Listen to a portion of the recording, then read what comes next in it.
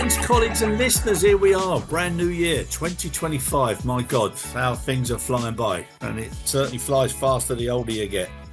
Here we are today, and we're joined with Mr. Mehmet Keyvan. I hope that's a good enough pronunciation, Mehmet. Thank you very much for introduction. Yes, exactly correct. So yeah, Happy New Year. Thank you, sir, and to you. Now, Mehmet is the CEO and founder of Keyvan Aviation, and I'm looking forward to hearing about you, about how you came to be the founder, what motivates you, what challenges, what opportunities we have, and there's a few other subject matter, especially around data, that we'll be covering. So, Mehmet, over to you.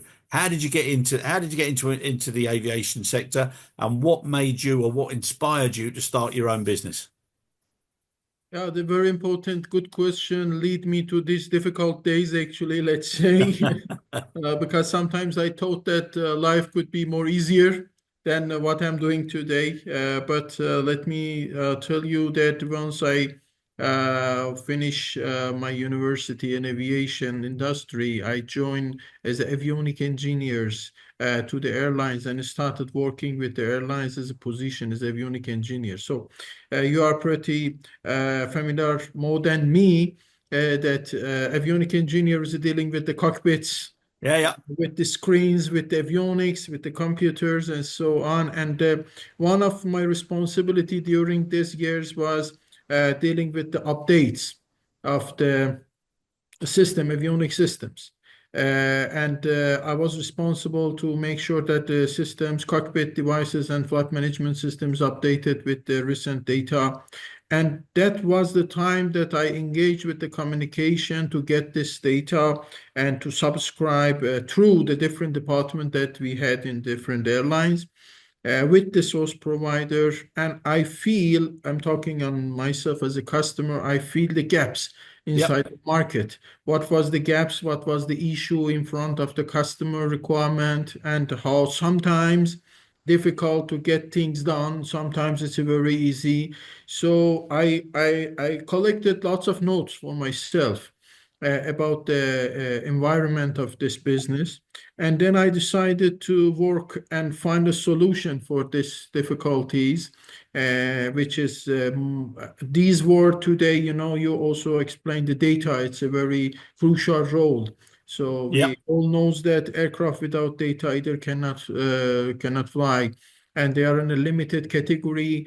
For very limited time, they can do some small flights, or let's say some specific flight, but for a long time they cannot fly without data for IFR flight. So for this reason, I thought that based on the customer expectation, with my experience and background that I gained during I was a customer, I tried to build a system to support this difficulty. And this was the apple drop on my head, wrongly or correctly, I don't know, and lead me to this business, which is quite difficult.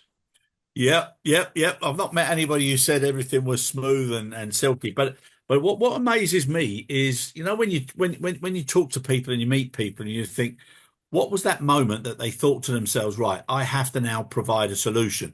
The inspiration or the motivation or the energy or the engagement in individuals, makes them something special. Now yourself, you've been awarded CEO of the Year by Global CEO Excellence Awards, which is fantastic. You as a company have received Blue Sky Aviation Awards. So you're obviously doing something right, and you're being recognised by peers in the industry. But that moment, Mehmet, when you sit down, you think, should I carry on doing what I'm doing and maybe life would have been a bit easier, or do I do something a little bit more difficult and try and make that difference? What is it in that moment that makes you say, right, I'm going for it? It's a totally personality of the people that they decide whether it's a hard life or easy, happy life, let's say. Today is the 2nd January. I'm in the office at the early morning and making the team meetings and follow our dreams, let's say. Other side, I can stay and some ski resort or like a good area for some trip and hot water. The reason is that I have something to gain and some goal to achieve. And this goal for me, from the since I started to thinking about this business, offering something new to the aviation industry, Yeah. not being old school, trying to generate an idea to make something good in sustainable aviation, in supporting the airline, airport industry. This is the reason that every day, every morning, let's say I wake up, I'm trying to come up with some idea and talk with my team and how we can bring this idea to the life. And we will focus on the whole environment of the aviation, but major is not the data only for flight management system that I explained just a Yeah. few minutes ago. We try to use the data for whole stakeholder requirement of the aviation, because the value of the data is something else. And I believe in aviation, sometimes we forget. I'm saying we because I was the part of this aviation also. Yeah. And we forget how this is valuable, and we just focus on daily routine. And then after something happened, we said that, oh, we had data for this scenario. Why we didn't use it? Yes. So this is something that give me a motivation for every day following this dream to make the company and our product best value for the client, for the customer, if they are in a private jet, if they are a helicopter, if they are commercial, if they are airport. Very good. Now, what you're saying there about data and the power of data, and I totally agree with you. It's only after something happened that people knew that they could have done something better if they'd have used the data that they probably had. But people are so busy being busy, they're not busy being better. And if you've got great data in front of you, even if you look at it from a raw perspective, there's things that you can see and you think, oh my goodness me, why didn't I think of that? Or forecasting or risk or whatever it may be. It's so important. But the quality of the data is critical. But then again, it's the insight of the person or persons who've got access to that data. Are they able to read things from it, or do they see things from it, or can they imagine what they can get from it? That's also a skill, isn't it? Actually, quality is very important. These days, also, we are facing with lots of data provider around Yeah. the world. But important thing always also I'm trying to highlight is that who's the trustable data provider? Yeah. Otherwise, because AI decision making, everything it goes based on the data. But if the material, if we don't have good material, we cannot prepare a good food. Yeah. So the delicious food, it comes from the great materials. And this is sometimes it's the lack of the trust on the data providers. I'm not talking about the FMS, I'm talking the whole data environment. Yeah. So this is very important for the customer to first validate who's the trusted or approved or qualified data provider, because the bunch of the data is available on each server. And sometimes these are not clean data, not usable data, can lead to some mistake. Exactly, and that's a nice little segue into we mentioned about artificial intelligence, and and one of the things I said to you was, in my opinion, so many people are overusing it or abusing it and not getting the best out of it, and equally those that should be using it, who've got good data, aren't using it correctly. So it's a sort of a chicken and egg situation now, I think. There's so much data out there, like you said, to identify what's a trustable data resource.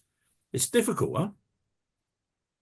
I agree with you. It's difficult, but still the choice chances available to make this separation. This the reason that I believe I'm not saying customers should buy expensive data. Yeah, I'm yeah, saying they should validate the source, yeah, not comparing them with the other data. Because if you just search on internet and write aviation data or airport data very yeah, simply, you can see more than 100 sources offering airport data. Some of them is a free, some of them it's like with a small amount, some of them is also different prices. But it's difficult to judge and put all of them in the same basket, because you cannot trust. Sometimes you see an airport data which has come from 10 years ago and it's yeah, not updated. You are deciding based on this data, and you will land in somewhere that's closed, or there is no more exist, or the new runway is there. yeah. So this information, it's at the beginning, it's started with saving the money sometimes, but at the end of the day, a huge decision goes based on the first wrong Yeah, purchase or wrong decision. And AI today, I'm also joining lots of community or groups talking about the AI, also in decision making level. But the issue is that AI itself is not good enough to support for any decision making. AI will fueled by data. yeah, And if we are not sourcing good data to the AI, the result will be wrong information, wrong calculation, wrong advice by AI system or algorithm. And it will not save any operation. They will not support any operation at the end of the day. yeah, yeah. No, it's a big. I think it's a big problem because people just have an assumption that what they pump in, what they get out, is exactly what they want, and it's not the case. Now, you mentioned the word validation. I love organisations that firstly go to the trouble of validating something, but secondly, and I think more importantly, verifying the accuracy and the impact of that particular validation, because it's not good enough for one party to say, yeah, we've done this. It's more important for that one party plus to say, yes, we've done this and the impact is this and it's good for the business. And then that steers you in certain lines, that are beneficial for everybody. So I know this might be a stupid question and an obvious question, but it's why you are where you are. Um, how do you validate and verify the accuracy and the effectiveness of the data if you're not, as experienced as one should be? Actually, our certification from EASA, it's exactly underlining this scenario that we are responsible to validate and verify each single data element inside our databases. So every 28 days out of NOTAM and the urgent data, which is delivering hourly basis or minute basis, for our standard data delivery, which is going to ARAC cycle every 28 days, Yeah. we have the responsibility to validate and verify, and currently we are delivering almost near about 5 million line of the data every 28 days for global data coverage. Okay. And these data elements should be verified by different method, which is Exactly. expand on the standard, global standard like DO200 or ED76, which is EuroK and RTCA standard.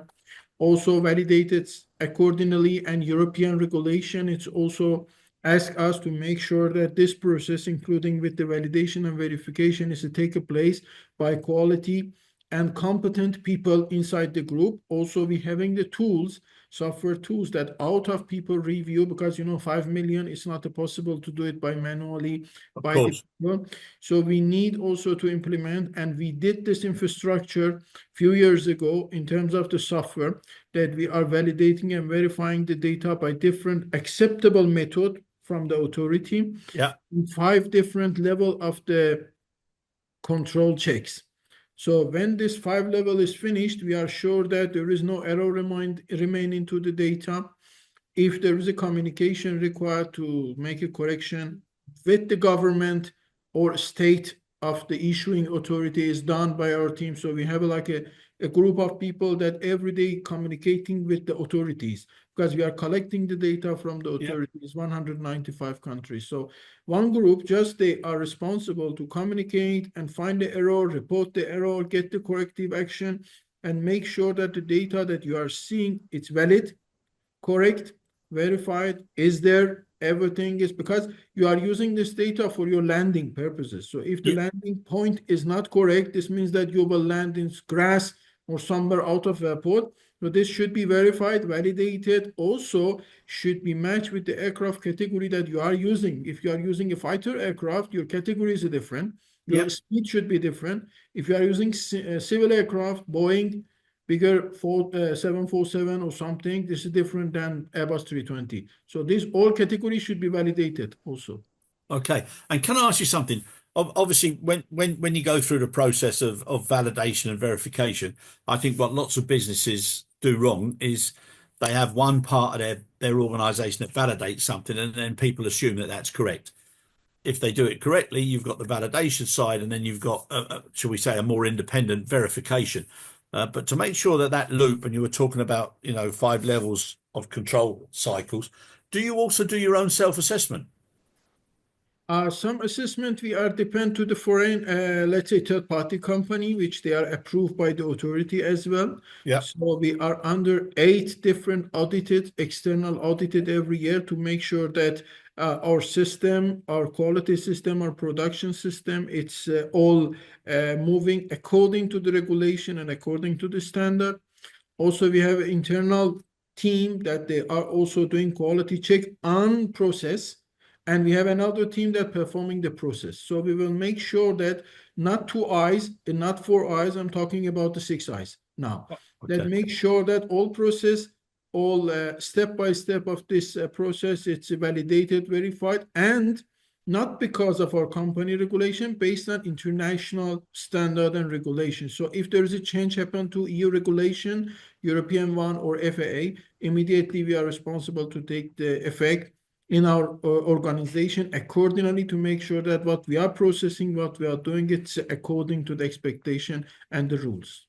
Okay. So it's not just focusing on responsibility. There's an awful lot of accountability there as well, huh?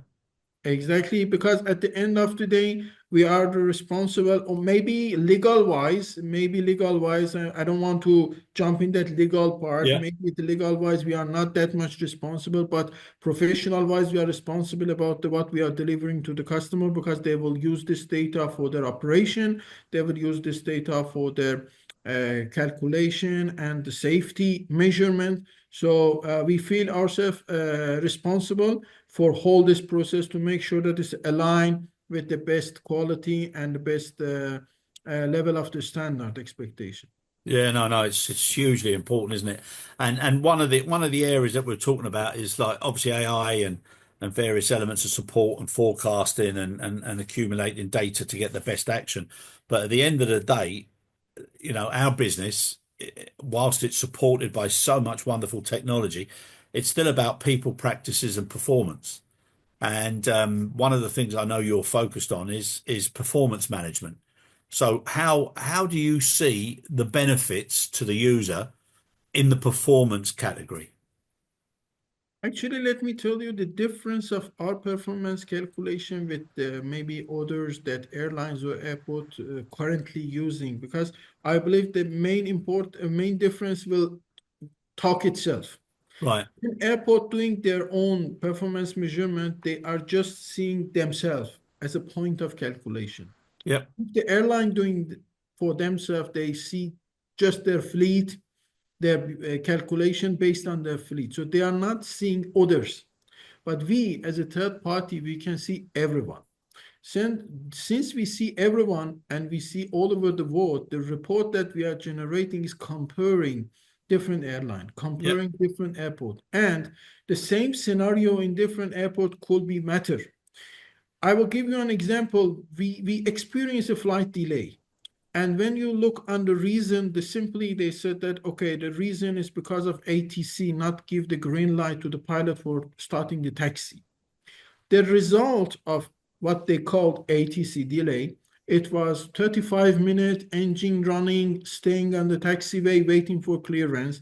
So it's a fuel, Yep. the engine maintenance cost, it's a crew cost, and also it's a delay. The Yep. passenger is not happy. When we check the result, we understand that this could be solved with onboarding the passenger 5 minutes earlier because there was a single runway, there was an arrival, but 5 minutes early boarding could lead 35-minute advanced takeoff. So avoid 35-minute delay and so on, just by managing this 5 minutes. And this report generated because we see the arrival aircraft, we see other airline behavior, and when we look on other airline behavior, we find out that this particular aircraft had a delay from the morning. So consequence of the early morning delay lead to this end of the day, Yep. situation. So when we look big picture, Yep. we can create a better report for this performance. But if you look just your fleet, you see your fleet, you are not aware of what is the happening around, and the decision you are making is not I'm saying very convenient or very satisfactory decision for the whole operation. Yeah, and one of the things I've found over the years is that lots of people put OTP as a critical element or a critical measure, and then depending which sector or what sort of pressures, it also then that OTP focus influences potentially safety issues. So the overall picture and the one that you've described, you're looking at the root cause and you're also looking at the impacts of it all. Are you able to generate, because some people put codes in, as you know, for delays or other areas, and it's some of them even format it into their F keys, and they just press it automatically to divert the responsibility or the blame to somebody else.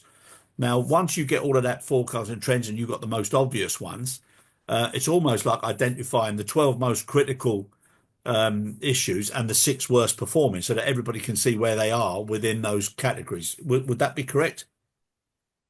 Uh, the report we are preparing, actually, it's just help them to predict the future risk or Right. future delay and or better operation. When you see the whole, because what we are doing is not at the first reporting the current issues. What we understand from the other operators is that sometimes they are not aware of the current issues. When they are not aware, they are not planning to solve them. So first, our report will help them to understand what is the real issue there. Once they see the real issue, it could be ground handling, it could be gate Yeah. assignment, Yeah. it could be wrong flight time, Yeah. because the slot that they are choosing without knowing the destination, if they review the destination behavior and taxi time and so on, they can maybe change the flight slot for 1 hour and Yeah. save too much fuel from the taxi time, because we are still, not still, let's say we are having increasing number of the airport that their taxi time goes more than 15 minutes to 20 minutes, up to 30 minutes, we have a taxi time. Yeah. So if you can manage your flight, it arrive in a little bit like a free slot time on that airport, then we'll enjoy less fuel consumption during the taxi or waiting for the approach. No, So this exactly. report at the first will give them a big picture of the situation. Then the system will help them to find some advice how to mitigate or how to place yourself to take advantage of the situation. Yeah. No, no, it's so important. And can I ask you one final question? Um, with all of that knowledge and all of that identification, and as you say, the bigger picture, do you or does your systems then, as a result of all of the activities that have taken place as a result of that big picture data, do you have prescriptive best practices for people once they fall into those particular slots?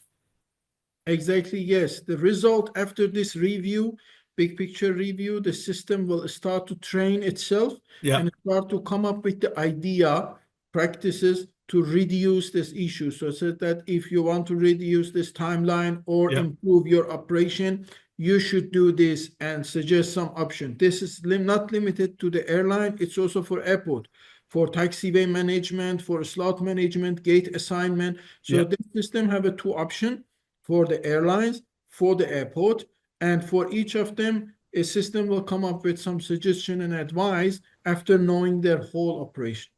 Very good. Very good. Well, I've got to say, thank you very, very much. The time has flown by. Thank you so much for being our first podcast attendee in 2025. I wish you and your business, all of your colleagues, friends, and loved ones a wonderfully happy new year for 2025, and look forward to catching up with you soon somewhere. It was a great pleasure to start the year with you and have this lovely conversation together. I am also looking to meet you, why not in Istanbul, to have a Yes, Turkish coffee or tea and talk more about the data. would love Thank to. you. Well done. Thank you so much, Mehmet. Thank you.